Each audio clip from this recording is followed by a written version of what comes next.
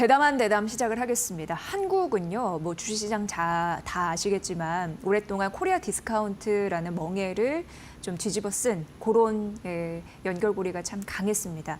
이 문제를 해결해야지 국가 경제가 탄탄해질 텐데라고 많이 주장하시고 노력해 오신 분이 있는데 한국 가치 투자 아버지로 굉장히 유명하신 분이 있거든요. 바로 이채원 라이프자산운용 이사회 의장이십니다. 최근 뭐 트럼프 2.0 시대와 탄핵 정국이 맞물려서 시장이 많이 좀 어려운데 이에 대한 위기 그리고 우리가 어떤 마음으로 또 올 한해 정리를 하고 내년도 증시를 또 새롭게 시작해야 될지 그에 대해서 좀 여쭤보도록 하겠습니다. 이채원 회장님 모셨습니다. 어서 오세요. 네, 안녕하세요. 네. 오늘도 뭐 환율이 비상이 되고 코스피 코스닥이 점수를 잃고 있는 상황에서 시장이 많이 고꾸라졌습니다. 그렇습니다. 많은 생각이 좀 드실 법한데요. 어떻게 보고 계세요? 뭐 매우 우울합니다. 사실은 매우 우울하지만 또 이럴 때일수록 또 희망을 가지고 또 바닥이라는 생각도 들어요. 지금 상황이 보면 모든 악재가 지금 다 반영이 되고 있는데 뭐 환율 불안, 뭐 글로벌 경기 둔화, 극도로 부진한 내수.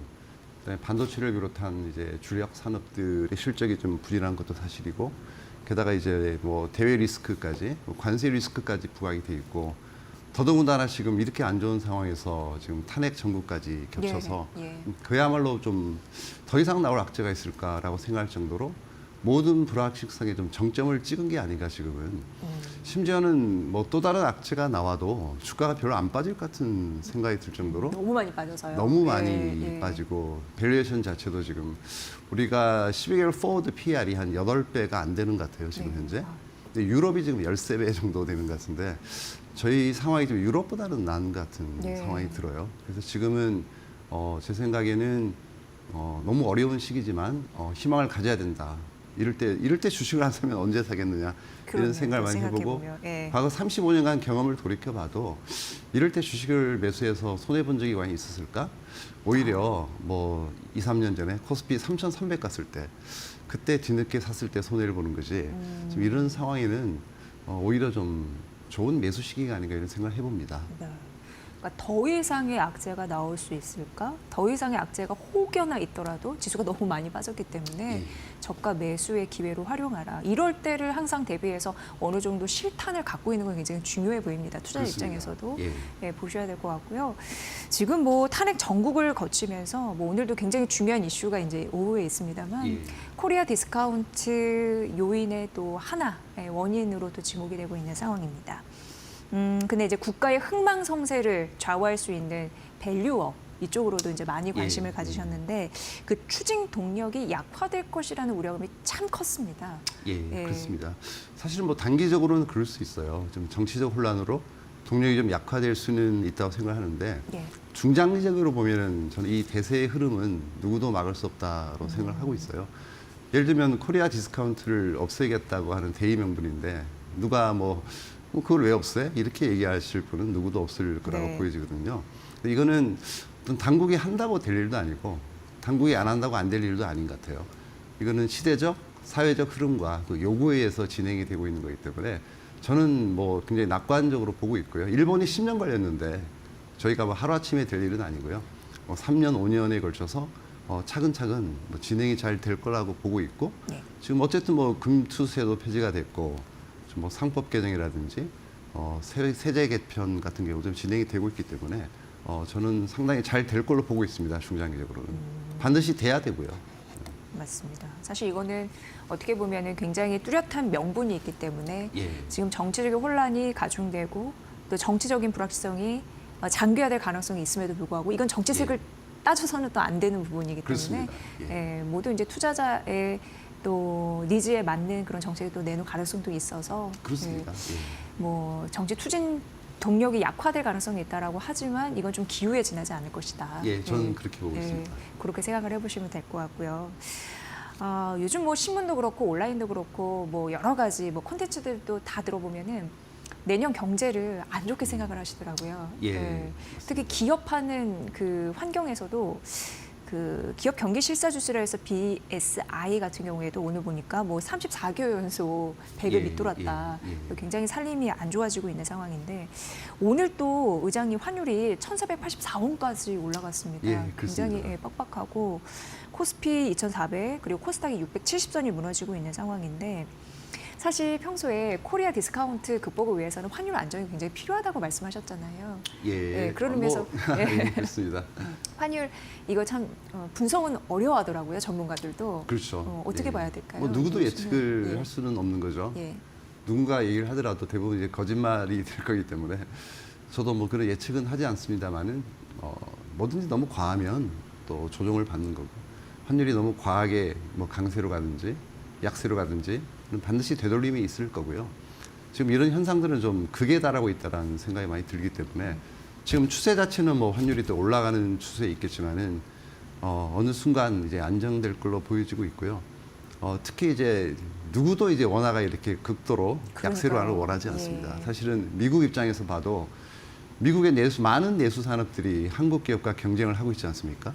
예를 들면 자동차 같은 기업들은 뭐 이대로 가다가는 정말 어려운 치명적인 지금 문제에 부딪힐 가능성이 큽니다. 그렇기 때문에 적정한 환율 수준으로 이제 회귀를 할 걸로 보여지고 있고 예. 또 국내 주력 산업들이 대부분 시클리컬하기 때문에 지금 꼭 기업이 나쁘다라고 보는 거는 사실 대응을 못해서 나쁜 것도 있겠지만은 사이클상 지금 어떤 재고 사이클이라든지 이런 제조업 사이클로 봐서 좀 저점에 있는 거다라고 이제 보여지기 때문에 네. 사이클이 돌아서면 또 우리나라에 상장돼 있는 기업들은 대외 의존도가 높고 경기에 민감하기 때문에 또 가장 수혜를 많이 받는 업종이기도 합니다. 네. 그래서 그런 희망을 가지고 뭐 환율 문제는 저는 그렇게까지 우려할 상황은 아니다라고 생각하고 있습니다. 네. 예. 또 좋은 기업도 있거든요. 지금 예. 고환율에 따른 그렇죠. 수혜주들 예. 엄청나게 수혜를 받는 기업도 있기 때문에 예. 뭐 해외 기업들이 또 피해를 받는 기업도 많이 나오지 않겠습니까? 네. 그래서 일방적으로 갈 수만은 없습니다. 환율은. 예. 그러니까 대표적으로 고환율 수혜주라고 하면은 조선, 네 그런 뭐 섹터, 수출 관련주들이죠. 예, 예, 예. 조선, 자동차, 이런 예, 업종들이 방산, 예. 예, 이런 쪽 맞습니다. 또 보시면 예. 좋을 것 같고, 그러니까 세상에 모든 일이 터졌을 때 빛과 그림자가 있기 때문에 그거를 전략적으로 잘 활용할 수 있는 지혜가 예. 무엇보다 필요하지 않나. 아 그리고 예. 또 하나 재밌는 예, 거는 예, 예. 어떤 이제 시장의 성견성이라고나 할까? 환율이 굉장히 약할 때 환율 수혜주의 주가가 안 올라요 이상하게. 정말 이상하더라고요. 오히려 환율이 강세일 때 워낙 강세일 때 좀 수출 관련주가 이제 바닥이라고 생각 오르는 적이 많았고 오늘 지금 전반적으로 떨어진 흐름들이 있더라고요. 원래는 오늘은. 급등해야 되잖아요. 예, 예, 환율이 예, 이 정도면. 예. 근데 더 이상 환율이 올라갈 것으로 안 보기 때문에 이제 그런 게 아닌가 싶은 생각도 들어요. 예. 오늘 제가 그 마켓나우 2부 앞에서 그 고환율 수혜주에 대해서 좀 이렇게 종목을 보여드렸는데 다 예. 파란불이어가지고 그러니까요. 이유를 예. 좀 찾아봤었는데 예. 환율이 너무 이제 올라갔기 때문에 예. 내릴 일밖에 남지 않았다 이런 그렇죠. 생각을 갖고 있는 성견성이 영향이 있는 것 같아요. 시장은. 예, 예. 항상 이제 추세를 이어가 있지는 않을 테니까 그렇습니다. 맺고 예. 끄는 그런 부분을 좀 보셔야 될 것 같고요. 의장님께서는 지금 잠시 언급해 주셨지만 35년간 금융업계에 종사하시면서 굉장히 예. 다양한 각도로 투자자들에게 방향성을 언급해 주셨던 대표적인 분이십니다. 근데 그 중에서도 기업 지배구조 개선 이런 예. 쪽으로 좀 득적을 많이 남기신 분 중에 한 분이시고요. 한국 기업 지배구조 관련해서 한국 경제에 어떤 역할을 해왔고 지금 이제 예. 필요한 개선이 시급한 이건 우리 항상 얘기하는 부분이겠지만 지금 이 시점에 굉장히 또 전국이 혼란스러우니까 어떤 게 있는지 궁금합니다. 지금 금융위는요 기업의 밸류업 프로그램 이 부분과 관련해서 세제 지원을 재추진할 것이다라는 방침까지는 밝혔습니다. 예, 그렇습니다. 사실 뭐 요즘은 지배구조라는 말 표현을 잘 안 쓰죠. 예, 뭐 거버넌스라는 표현을 많이 쓰고 있는데요. 거버넌스라고 예, 기업 써야겠네요. 거버넌스라는 표현을 쓰고 있습니다. 예. 거버넌스가 취약하기 때문에 사실 코리아 디스카운트가 생긴 거고 지금 경제에도 좀 이렇게 좋은 역할을 못 하고 있는 것 같아요.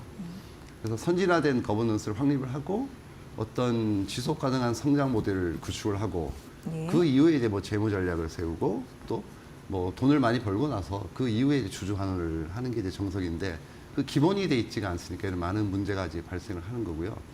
그래서 이제 많은 분들이 이제 상법 개정을 해야 된다라고 이제 말씀하시는 거고, 네.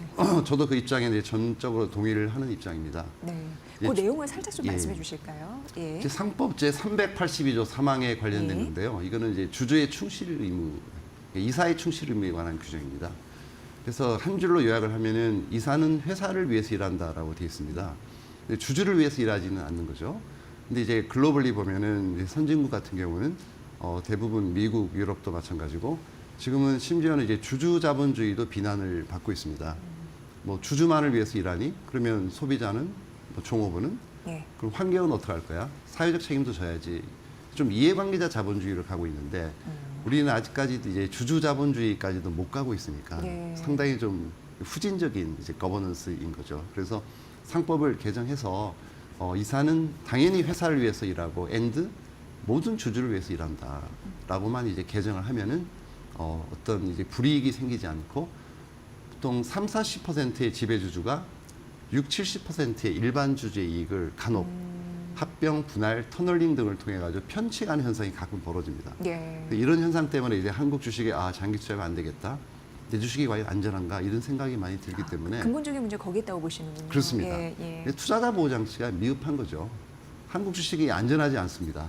언제 무슨 일을 당할지 모르기 때문에 이런 이제 상법 개정이 아주 시급한 문제라고 생각이 들고 방금 세법 개정도 이제 말씀하셨지만은 네.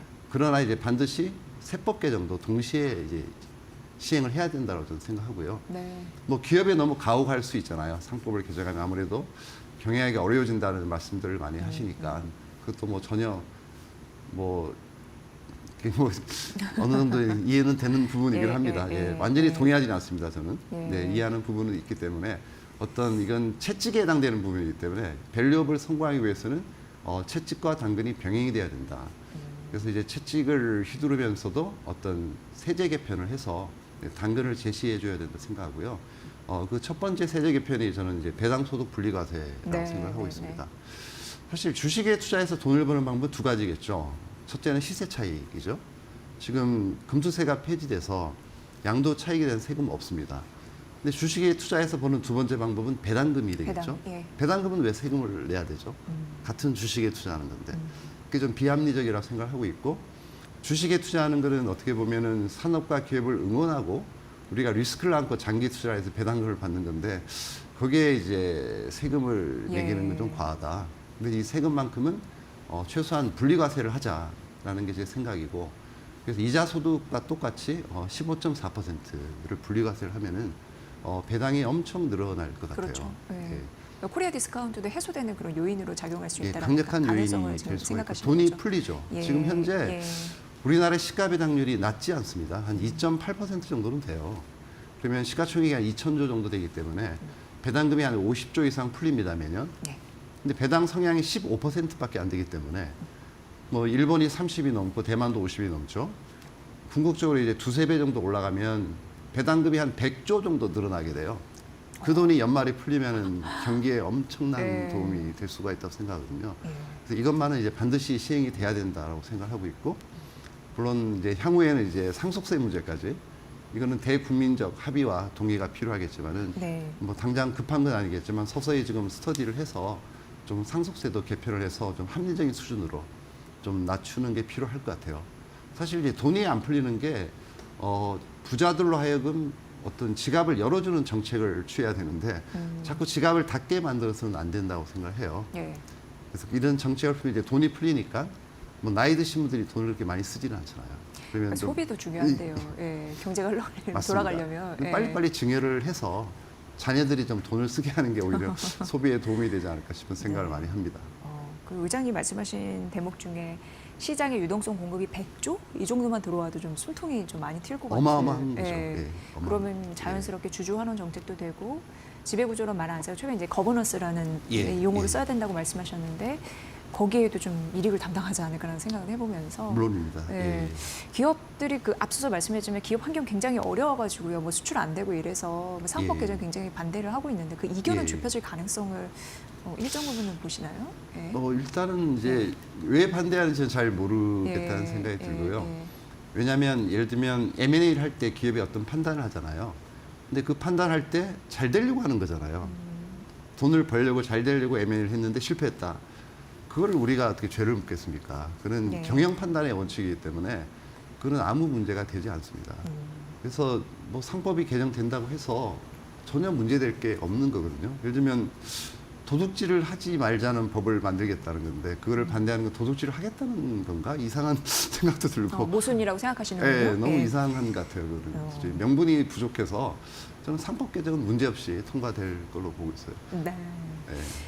그 의장님께서는 그 이채원 의장님 딱 이렇게 치면은 굉장히 많은 수식어가 따라 붙는데 예, 예. 그중에 이제 하나가 가치 투자 1세대 이런 부분도 있습니다. 한국의 워렌 버핏이라고 지금 피디님이 또 말씀해 주시기도 했는데 현재 시장에서 가치 투자 전략이 여전히 유효한 건지 지금 말씀해 주셨지만 대부분의 그 주식들이 떨어졌잖아요. 예. 그런 의미에서 우리가 지금 이 시점에서는 어떤 전략으로 임하면 좋을지 투자 아이디어가 좀 필요해 저희가 정말 원하는 상황입니다. 예, 그렇죠. 근데 가치 투자는 이제 언제나 네. 유행한 전략이고요. 네. 왜냐하면 무가치한 주식에 누구도 투자하지는 않아요.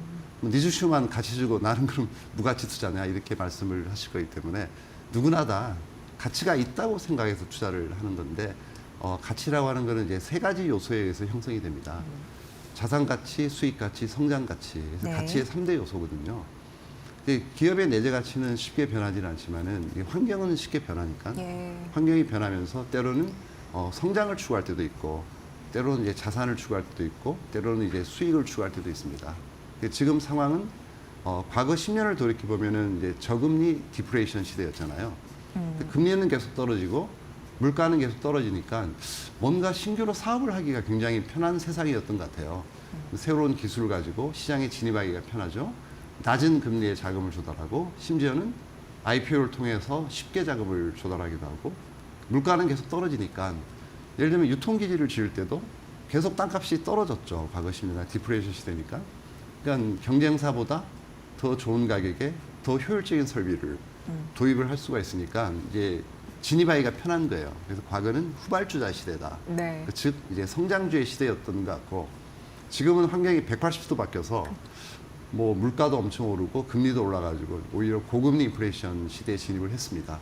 물론 향후에는 이제 중금리, 중물가로 이제 안정을 취하겠지만 지금 현재는 어쨌든 물가도 많이 올랐고 금리도 많이 올라가지고 뭔가 새로 사업을 시작하기가 너무 힘든 국면이 된 거예요. 맞습니다. 예. 예, 제가 아는 어떤 기업도 과거에 이제 100억 주고 공장을 졌는데 네. 2년 전에 지금은 200억 가지고도 2배 쉽지가 이상 않다. 뛴 건가요? 예, 그렇기 때문에 지금은 이제 어떤 기업이 유리하냐면 이미 충분히 현금을 많이 가지고 있고 차입금이 없고 좋은 부지, 좋은 공장, 좋은 설비, 좋은 일을 이미 가지고 있는 어떤 선발주자. 많지 소위- 않겠네요, 근데. 그렇죠. 우량 기업이겠죠. 예, 예, 이런 예. 기업들의 시대가 이제 곧 도래할 것 아. 같다라는 생각을 많이 하게 됩니다. 네. 예. 평소에 탄탄한 기초 펀더멘털을 갖고 있고 자금력도 좀 풍부한 예, 그렇습니다. 대기업 위주가 살아날 가능성이 있겠네요. 꼭 네. 대기업이라고 볼 수는 없는데요. 예, 예. 재무 구조가 좋아야 되는 거니까 작더라도 강한 기업, 아. 차입금이 없고 예. 현금을 많이 들고 있으면서 빚이 별로 어떤, 없고 경쟁력 예. 있는 기업들. 예. 근데 이게 극단적인 사례가 몇 년 전에 하나 있었는데요. 네네네. 어떤 이제 제지회사입니다. 제지회사인데 불행히도 공장에 불이 났어요. 3년 전에. 그래서 공장이 전소가 돼서 아이고. 예, 그래서 안타까운 일이 벌어졌는데 그래서 회사가 2년 전에 공시를 했습니다. 네. 보험금을 한 1,400억 정도 받은 것 같은데 플러스 500억 해서 1,900억을 투입해서 공장을 3년에 걸쳐서 새로 짓겠다고 했는데 네. 아직도 시작을 못하고 있다는 소식을 아직도요? 들었어요. 예. 지금 얘기를 들어보니까 3,000억을 투입해도 똑같은 공장을 짓기가 어려운 시대가 온 것 같아요. 첫 삽부터 뜰 수 없는 예, 현실이군요. 예, 예, 예. 그래서 이제 설비가 굉장히 중요한 시대가 왔고 그래서 이미 설비를 갖고 있는 기업이 굉장히 유리하다. 그래서 과거에는 좀 기업을 밸류에이션하는 지표들도 뭐 PER, PBR 이런 걸 많이 쓰다가 뭐 PSR 매출을 썼다가 심지어는 PDR이라고 들어보셨어요? Price to Dream Ratio, 꿈에 투자한다. 예, 예. 근데 지금은 오히려 이제 어떤 대체 비용이라는 Replacement Cost. 그러니까 어떤 기업의 설비가 있는데 그 똑같은 설비를 지금 현금으로 만들 수 있는 금액이 얼마냐 뭐 이런 거예요. 그걸로 이제 가치를 평가하기 때문에 지금은 어떤 자산의 가치가 중요한 시기가 왔다고 생각합니다. 요즘에는 그러니까 막무가내 이게 오를 거야 뜬구름 잡지 말고 예. 그 재무제표를 확실히 보고 들어가는 예. 습관도 더욱더 철저하게 지켜야겠다 이런 생각을 그렇습니다. 의장님 답변 속에서 좀 얻을 수가 있었습니다. 이제 얼마 남지 않았습니다. 트럼프 2.0 시대 지금 뭐 벌써부터 막 영향력이 예, 엄청나서요. 어떤 전략을 좀 가져와야 될까요? 왜냐하면 환율은 떨어지지 않을 그렇죠. 것 같은 금리 수준은 굉장히 정책적인 고금리 부분은 뭐 주가에 반영이 많이 돼 있는 것 같은 생각이 예. 들고요. 근데 뭐 어떠한 정권이 들었더라도 지금 본인이 처음에 이제 말씀하셨던 거와 다른 정책을 펴는 경우를 많이 봤어요. 왜냐하면 시대적 요구가 있고 사회적 요구가 있는 거고 미국의 현재 처해진 환경이 있는 거잖아요. 근데 미국이 지금 아시다시피 재정 적자가 좀 심각합니다. 지금 거의 2차 대전 수준까지 왔다 그러고 많은 부분을 좀 이자로 내고 재정을 소비하고 있는 상황입니다. 그래서 어떤 정권이 들어선다고 하더라도 제가 보기에는 돈을 더 많이 풀긴 어렵다라는 생각은 들어요. 지금 전 세계 유동성 미국이 공급을 많이 하고 있지 않습니까? 그래서 보면 최근에 모든 자산들이 뭐 코인도 오르고 주가도 많이 오르기도 했지만은 이제는 더 이상 이제 공급을 하기는 어렵지 않을까. 예. 그렇게 하면 이제 유동성이 좀 축소되는 효과가 있어서 조금 이제 유동성 장세는 좀 마감을 하는 게 아닌가 그런 생각이 들기 때문에 전략을 좀 바꿔야 된다는 생각을 하고 있어요. 네. 정말 그 어떤 기사에서 봤는데 트럼프 대통령은 이렇게 비교를 해보니까 공약 이행률이 낮다.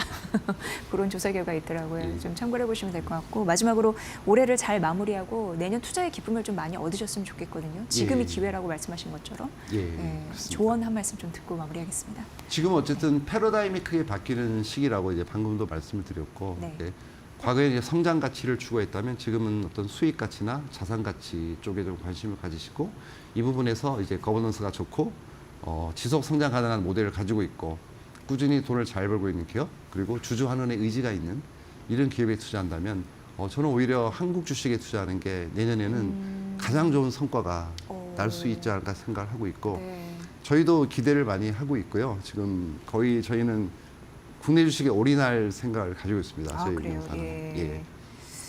야, 듣던 중 반가운 소리가 나왔습니다. 3대 가치가 첫째 자산, 두 번째 수익, 그리고 성장 가치라고 했는데 지금은 자산과 수익 가치에 조금 더 집중을 해야 되고 한국장, 불장 우리가 이런 얘기는 지금 쉽게 못하지만 지나고 나면 또 그때 그랬었지 이렇게 생각하는 것처럼 지금 많이 떨어졌을 때 잘 또 추출할 수 있는 지혜가 필요하지 않나. 맞습니다. 내년 또 푸른 뱀의 해니까요.